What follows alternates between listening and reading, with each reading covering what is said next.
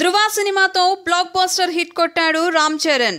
అదే జోస్తో సుకుమార్ సినిమాను పట్టాలెక్కించేశాడు. తన కెరీర్ లో కొద్ది రోజులుగా రొటీన్ సినిమాలతో విసిగిపోయిన చరణ్ చివరికి రూట్ మార్చుకున్నాడు. ప్రయోగాలకు కూడా సిద్ధమవుతున్నాడు.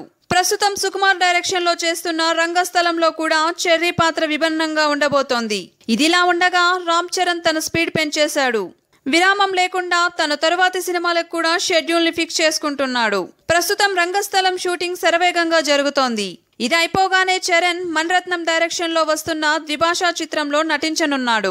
ఇందులో చరణ్ ఆర్మీ ఆఫీసర్ గా కనిపించబోతున్నట్లు సమాచారం. మణిరత్నం మార్క్ టేకింగ్ ఉంటూనే కమర్షియల్ ఎలిమెంట్స్ కూడా ఉండేలా జాగ్రత్త పడుతున్నారు. మణిరత్నం సినిమా అయిపోగానే చరణ్ కొరటాల శివ దర్శకత్వంలో ఓ సినిమాలో నటించనున్నాడు. వరుస విజయాలతో దూసుకుపోతున్న కొరటాల చరణ్ కోసం ఒక మంచి స్క్రిప్ట్ సిద్ధం చేశారు. స్పైడర్ తర్వాత మహేష్ కొరటాల కాంబినేషన్ లో ఓ సినిమా ఉంది. దాని తర్వాత Charan cinema పట్టాలెక్కబోతోంది.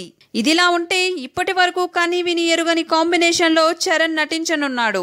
Kannada super star Upendra దర్శకత్వంలో చరణ్ ఓ సినిమా చేయబోతున్నాడు. ఈ సినిమా ఎలా ఉండబోతోందా అని అందరిలో ఆసక్తి నెలకొంది.